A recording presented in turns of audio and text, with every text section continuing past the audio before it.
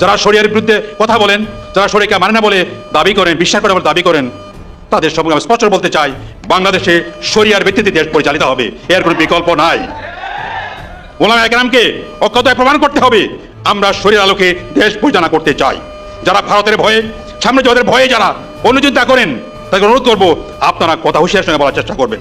শরিয়া মানবেন না, আমাদেরকে মৌলবাদী বলবেন, এটা আমরা সহ্য করতে রাজি নই। একটা গুরুত্বপূর্ণ মতামত পিনাকি ভট্টাচার্যের একটা টকশোতে তিনি আলোচনা করেছেন, তার ভিত্তিতে সেই আলোচনার একটি পয়েন্টকে শিরোনাম করেছেন মানবজমিন পত্রিকা। সেটা হচ্ছে পিআর পদ্ধতি দেশের জন্য বিপর্যয় হবে, জামাত বিষয়টা ঠিক মতো বোঝেইনি। আসলে কি বোঝেনি, নাকি এটা একটা পয়েন্ট যেটা নিয়ে তারা আসলে কৌশলের অবলম্বন করছে? বরাবরের মতো এবারও ফের ক্ষমা চাইলেন আলোচিত এই ইসলামী বক্তা। ডোনাল্ড ট্রাম্প ভারতকে শক্ত করে চপেটাঘাত করলেন।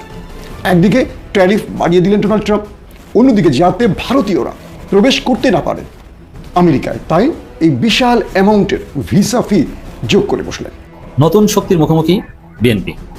তারেক রহমান নিজেই হতাশ, এবং বিএনপির আসলে এই মুহূর্তে কোনো রাজনীতি নেই, কোনো একটা ইস্যু বা কোনো একটা ন্যারেটিভ নেই যেটা নিয়ে মানুষের সামনে দাঁড়াবে। চারদিকে বিএনপির সমালোচনা আর দুর্নাম। এইটাই আমি চাচ্ছিলাম, বড় খুশি লাগতেছে। মানে আমি এত খুশি হইছি, কত খুশি বিশ্বাস করেন বইলা বুঝাইতে পারবো না। যে কাটা দিয়া কাটা তোলানো হবে, তো শয়তান দিয়ে এই শয়তানের কাটা তোলানোর খেলা শুরু হচ্ছে। এটা দরকার ছিল, এই সিদ্ধান্তটা আরো অনেক আগেই দরকার ছিল, বাট তারপরেও দীর্ঘদিন পরে নিজেরা বুঝতে পারছে। ডক্টর ইউনূস সরকারের কাছ থেকে মুহূর্তে অসাধারণ ফলাফল মিলেছে। পুরনো হিসাব নিকাশ শেষ, বদলে গেছে, আন্তর্জাতিক রাজনীতি শুরু হয়ে গেছে। ইতিহাসে যেটা কখনো ঘটেনি সেটা ঘটতে যাচ্ছে, অসাধারণ ঘটনা ঘটছে। যে বিএনপি জামাতের দিকে মিসাইল ছুড়ে মারছে, আর জামাত শিবির সেই মিসাইলটাকে অ্যান্টি ব্যালিস্টিক মিসাইল মেরে একেবারে গুড়িয়ে দিচ্ছে আকাশেই। মারার সাথে সাথে দেখেন যে ভিকটিম, সেই ব্যক্তি কি বলে একটু শুনুন। সন্ত্রাস, এই ফেসিস্ট গণহত্যাকারী এবং এই মানবতা বিরোধী অপরাধে অভিযুক্ত এই কুত্তা এবং টুকাইদেরকে যুক্তরাষ্ট্রের মাটিতেও এদের রাজনীতি নিষিদ্ধ করার প্রক্রিয়া শুরু হলো, এবং ইনশাআল্লাহ আমরা সেটা করব। এবং বাংলাদেশে যেভাবে এদেরকে বিতরণ করা হয়েছে, যাদের অস্তিত্ব নাই, তাদের 32 নম্বর ব্যাঙ্গে মাটির সাথে মিশিয়ে দেওয়া হয়েছে, আমি মনে করি অবশিষ্ট ইট যতগুলো আছে সেগুলো আপনার এই বাংলাদেশের সেনাবাহিনীর বিশেষ বিমানে দিয়ে হাসিনার পাশা দিয়ে ঢুকিয়ে দেওয়া উচিত। কারণ ভাই ফজা পাগলাকে নিয়ে তো আরেক দুশ্চিন্তায় পড়ে গেলাম। ফজা পাগলা ঘোষণা দিয়েছে যে ফজা পাগলা আত্মহত্যা করেছে, জামাত ক্ষমতায় এসেছে। ফজা পাগলা কি আসলে সত্যি সত্যি আত্মহত্যা করবে, নাকি সে একটা ভাব ধরেছে? কুত্তার বাচ্চা, 2,27,000 সোলজারের সংগঠন হচ্ছে বাংলাদেশ আর্মি। সেখান থেকে 25 থেকে 30 জন ভারতীয় কুত্তা সেনাবাহিনী হয় কি করে?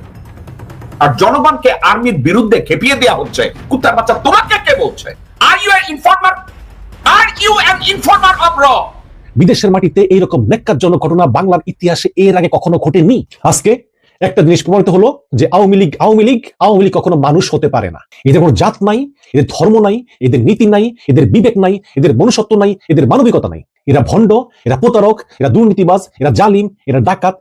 আসসালামু আলাইকুম। আজকের এই ভিডিওটা কোন বিষয় নিয়ে হতে চলেছে, কোন বিষয় নিয়ে আলোচনা করবো আজকের এই ভিডিওতে, ইতিমধ্যে আপনারা ভিডিওর অংশ বিষয় দেখে গেস করে ফেলেছেন। যারা ডক্টর মোহাম্মদ ইউনূসকে পছন্দ করেন, ডক্টর মোহাম্মদ ইউনূসকে ভালোবাসেন, তাদের জন্য মূলত আজকের এই ভিডিওটা। ডক্টর মোহাম্মদ ইউনূস কি, আজকের এই ভিডিওটি দেখলে বুঝতে পারবেন কত বড় মাপের খেলোয়াড় ডক্টর মোহাম্মদ ইউনূস। ডক্টর মোহাম্মদ ইউনূস বাংলাদেশের জন্য কতটা শুভাকাঙ্ক্ষী লোক। একের পর এক ধাপে ধাপে কিন্তু সেই বিষয়গুলো মানুষের সামনে ডক্টর মোহাম্মদ ইউনূস বারবার উপস্থাপনা করতেই চলেছে। দর্শক বন্ধুরা, যারা ডক্টর মোহাম্মদ ইউনূসকে পছন্দ করেন তারা অবশ্যই ভিডিওটি স্কিপ না করে সম্পূর্ণ দেখবেন। ভয়ঙ্কর কিছু তথ্য ফাঁস করবো আজকের এই ভিডিওতে। ডক্টর মোহাম্মদ ইউনূস যে খেলাটা দেখাচ্ছে ডোনাল্ড ট্রাম্পকে নিয়ে, ডোনাল্ড ট্রাম্প কিন্তু ডক্টর মোহাম্মদ ইউনূসকে খুবই পছন্দ করে, এমনটাও জানিয়েছে এক গণমাধ্যমে। অপরদিকে নরেন্দ্র মোদীর অবস্থা কিন্তু ভয়াবহ খারাপ, যে কোনো সময় নরেন্দ্র মোদীর পদত্যাগ হতেই পারে।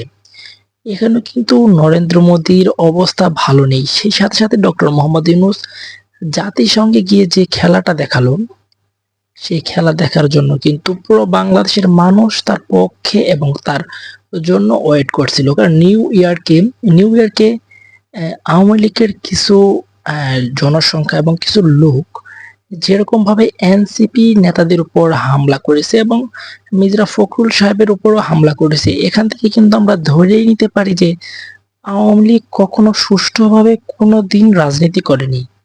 অপরদিকে ডক্টর মোহাম্মদ ইউনূসকে দেখুন, সেই বাংলাদেশে একটা বছর যেভাবে লিড দিয়েছে, পুরো বাংলাদেশের মানুষের যে আচার আচরণ থেকে শুরু করে বাংলাদেশের মানুষের সকল কিছু কিন্তু তিনি চেঞ্জ করে দিয়েছে। বাংলাদেশের মানুষ কতটা শান্তিতে রয়েছে ডক্টর মোহাম্মদ ইউনূসকে দেখলেই বোঝা যাচ্ছে, এবং এই বাংলাদেশকে দেখলেই কিন্তু বোঝা যাচ্ছে।